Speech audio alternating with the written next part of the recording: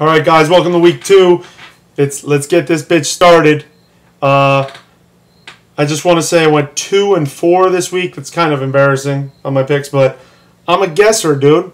All this is predictions. Predictions. You're never going to get them all right. And all you guys on the message board talking shit, make your own predictions. Make your own video. You know? I mean, let's have a little fun. Why am I the only guy making myself look like a fool every week? Man up, bitches. It's all fun. I don't care. You know, I don't care if I don't get any right. Roselle, make your own picks, dude. Step up to the plate. Anyway, I'm embarrassed about my loss this week, and this is how I feel about it. Trying to get our 2 boys ready to carry them to golf tournament for practice, right? 12 cats live across the road. Our door's open. Screen's broke. We need to get a new screen door, but the screen's broke, so you can come in through the screen, but you can't get back out of it. I turn and look, there's a little kitty cat in our kitchen. So I said, what are you doing in here, little kitty cat? By that time, the cat turns, tries to get back out. That screen won't go that way. Cat starts going, meow, all crazy. And I told our players, we need more dogs. Bo's barking in the back. I have to go shut Bo up. Mel's like, what's going on? I said, there's a cat in the house. Cat in the house? I said, yeah, there's a cat in the house. So I told our players, I tried to let it out the front door. Meow, meow, the cat's still going crazy in there.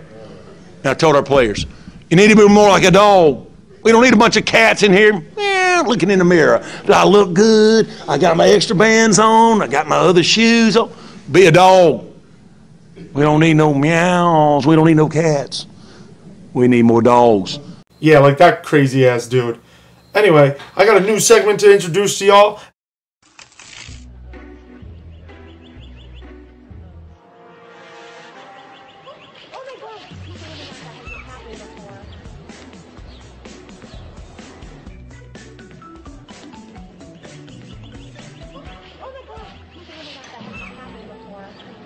So this new segment is called Don't Get Wet Yet.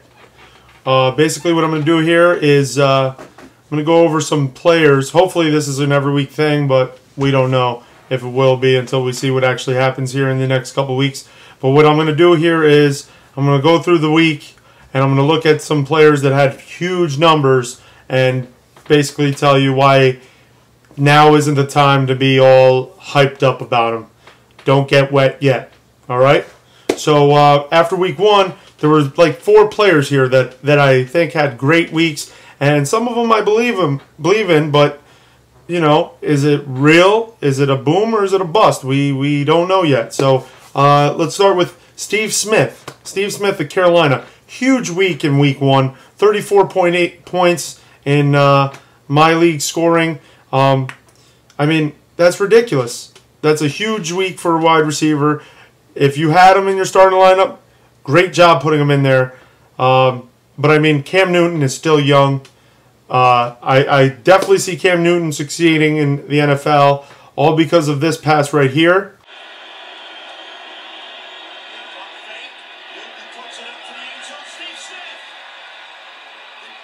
That pass right there shows me that he can make good throws. The question is, can he do it consistently? Also, I mean, Steve Smith was going up against that weak Arizona defense. Let's not get too excited just yet. I think he's a good receiver. I think he's got great value this year.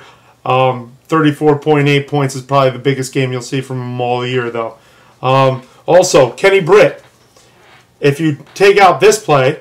On first down, Hasselbeck trying to get out of trouble. Oh, able to complete it. Kenny Britt down the sideline. Kenny Britt is gone. Touchdown, 80 yards. Which to me was just a lucky, you know, Hasselbeck just dropped back and threw the thing to him, and he happened to be there. That was a dangerous throw, in my opinion, and Kenny Britt ran for 70, 80 yards. Other than that, 30.6 points this week, and I mean, that wouldn't have happened had, you know, I mean, so Kenny Britt, I think he's their best receiver by far. He's definitely got a lot of talent. I'm worried about the quarterback. I mean, Hasselbeck is good, but how good is he really? You know, we're not going to see those kinds of throws all year long, you know, where he just dumps it over the middle. Luckily, Kenny Britt catches it and runs it 70 yards. And last but not least, Early Doucette. huge week also in the Carolina-Arizona game. We can't take too much from that. Again, I mean, Carolina's a weak defense. You know, Larry Fitz had a not so great week. So, I mean, let's not get all overly hyped about him.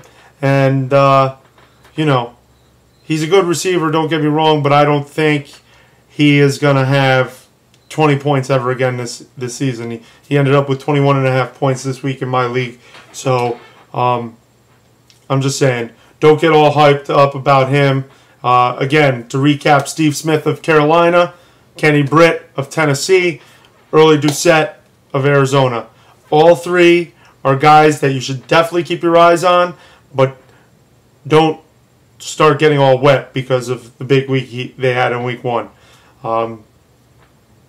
None of them really played great teams, and a couple lucky passes here and there, and that's what happened. So that's the end of the segment. I hope you like this new segment. Don't get wet yet. Let me know if there's any other segments or anything else you think I could do to improve the videos. And let's get to projections.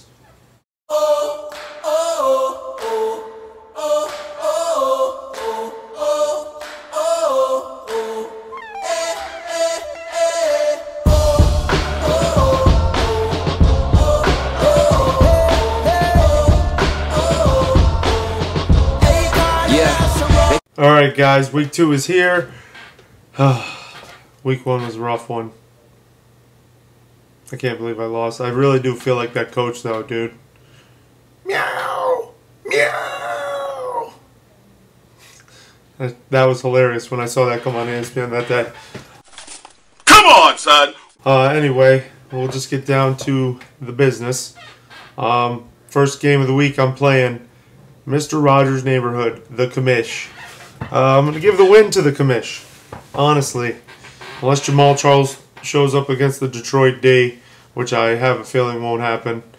Phillip Rivers will definitely have a better week than Matt Ryan. I told you, Jay, I would personally play Rex Grossman, Sexy Rexy, against, who the hell are they playing again?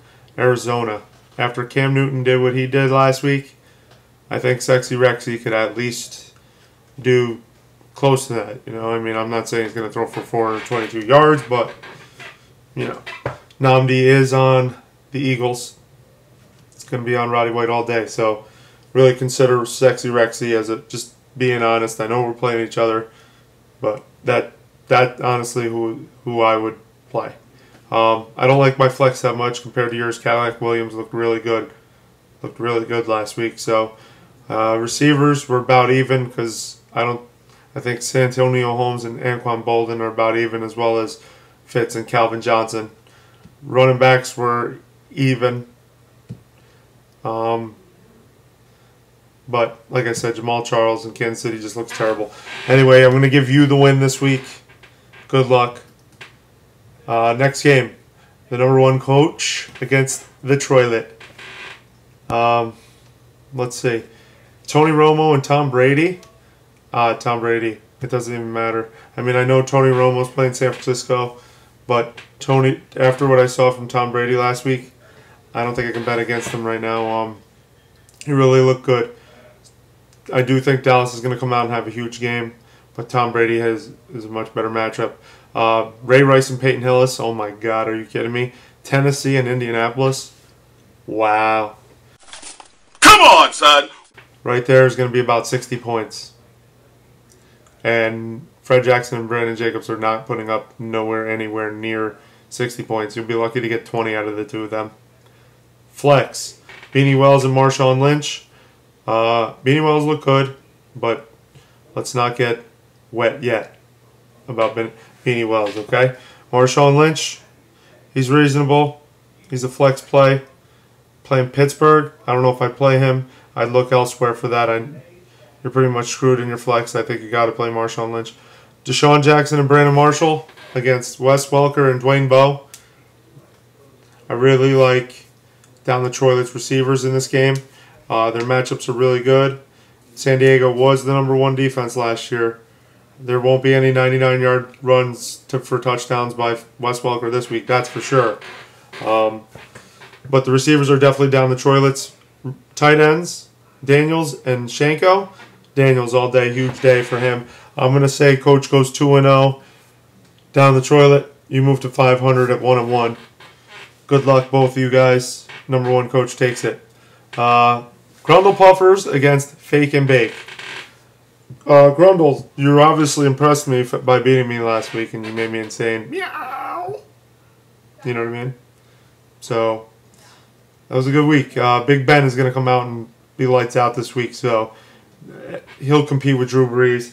I think those guys will be pretty even. Chicago's D is obviously pretty good. That's all they really have there. Javi Best and Adrian Peterson. I got to say Adrian Peterson, hands down. I don't even care. But Michael Turner and C.J. Spiller is Michael Turner. Michael Turner's going to have a huge day. Philly can't stop the run. We saw it last week. Steven Jackson got 2 rushes for 56 yards and was hurt. So, there you go. Ben Jarvis and Sean Green. I think Sean Green is a better play here overall. Ben Jarvis looked pretty good, but San Diego, not a bad defense. Don't sleep on them. Greg Jennings and Deion Branch, Johnny Knox and Jacoby Jones. I have to give the edge to the Puffers here. Greg Jennings is much better than those two bums. I don't even know who else you could play. But, I mean, seriously, Miami's defense ain't that bad. And Chicago is playing New Orleans. Maybe you get lucky with a Johnny Knox return for a touchdown. Tight ends, Kellen Winslow and Antonio Gates. Fake and Bake, you got the better tight end here. I don't think it's enough. Fake and Bake, I really think you're going to move to 0-2. Puffers is going to get his second win here, 2-0. Good luck, guys. And now we're on to Ponder for MVP against the number 1 ranked Brown Eye. Unbelievable. Matthew Stafford against Kansas City. Did you see what Fitzpatrick did last week? Are you kidding me? This could be disgusting. Wow. Come on, son! Tom Brady type numbers. Maybe not 55, but pretty damn close to 40. Matt Schaub against Miami. Don't sleep on Miami, dude. That's all I'm going to say. They got a better defense than they played with last night. And Tom Brady, or Matt Schaub is nowhere near the league Tom Brady's in. Frank Gore and D'Angelo Williams against McCoy and McFadden. McCoy and McFadden all day. McFadden looks like a beast. The eye test says McFadden looked ridiculous this weekend. Frank Gore better show up this week because I don't know if he was a fan last week because he definitely didn't show up in my opinion. I didn't see him. D'Angelo Williams, they're playing Green Bay. Green Bay's defense is no joke. Chris Johnson, Matt Forte, like I said to you earlier today, I really don't think Chris Johnson's going to have a huge day, but you got to play him. I don't think you have any other choice. You got to play him. If he looks anywhere near like he should, he's a better play. He should have a better day than Matt Forte. But Forte against New Orleans, wow, it's going to be crazy. That's another. I mean, his flex and 2 running backs are much better than yours. Your 2 receivers, Ocho Cinco and Steve Smith. Again, Steve Smith against Green Bay.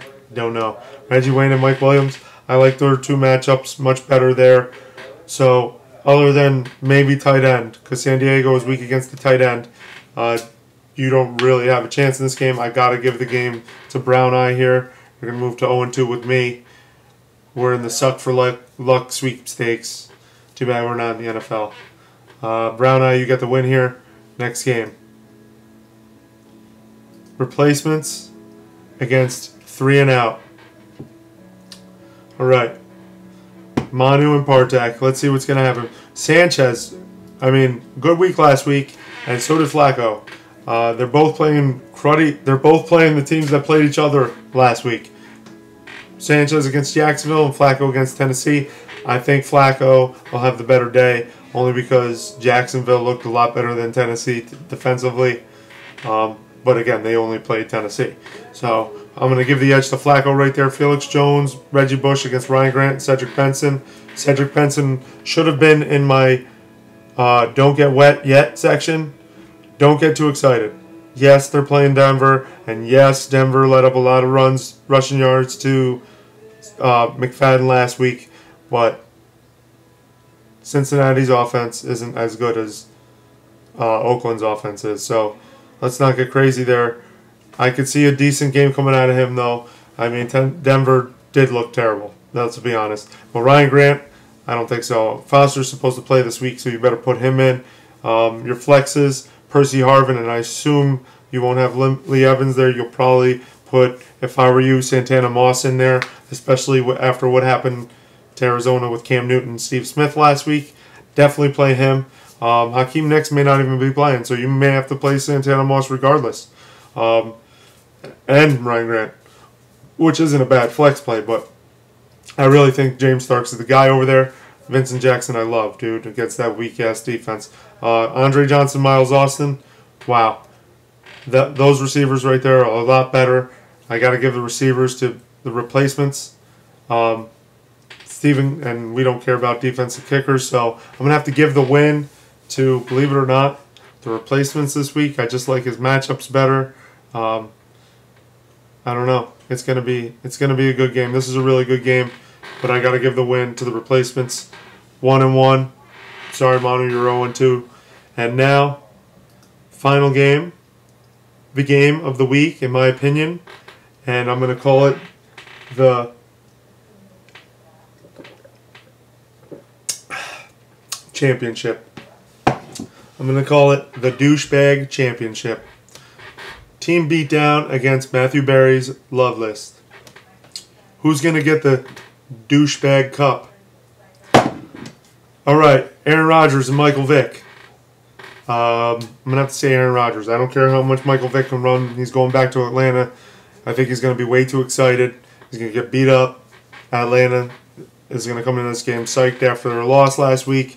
And trust me, they're going to make Matt Ryan look good. Michael Vick, definitely not going to have a bad game, but Aaron Rodgers is the guy there. Running backs Mendenhall and Blunt against Moreno and Adai. I'm going to have to say Mendenhall and Blunt are much better than Moreno and Adai. Who knows if Moreno's even going to play? I mean, who are you going to play then? LT? Maybe. Michael Bush? Maybe. I don't know.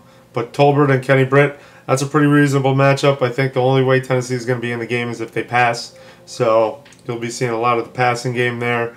Michael Tolbert could have a good game. I mean, New England's defense looked really weak. Des Bryant and Steve Johnson against Roddy White and Mike Wallace. I have to say this one is going to have to go to Des Bryant and Stevie Johnson. If Buffalo's going to win, I mean, they looked good last week. Stevie Johnson, kid. I mean, Mike Wallace is playing Seattle. Big day there, but I'm going to have to say Des Bryant against Roddy White is what pushes over the top. Philly's going to have Nnamdi on Roddy White all day. It's going to be tough there, you know. Jermichael Finley and Greg Olsen. Jermichael Finley all day. They're playing Carolina. They're bums. Finley all day. The Aaron Rodgers to Finley connection wins this game. The #1 douchebag this year and winner of the douchebag cup, in my opinion at this point, is Team Beatdown. All right, so that wraps it up for week 2. I hope you guys like my new section there. I'll be back every week on Thursday. I don't care if you don't like it. Roselle, make your own predictions. Make a video if you want to. Don't talk shit, or else I'll give you the douchebag cup. Peace.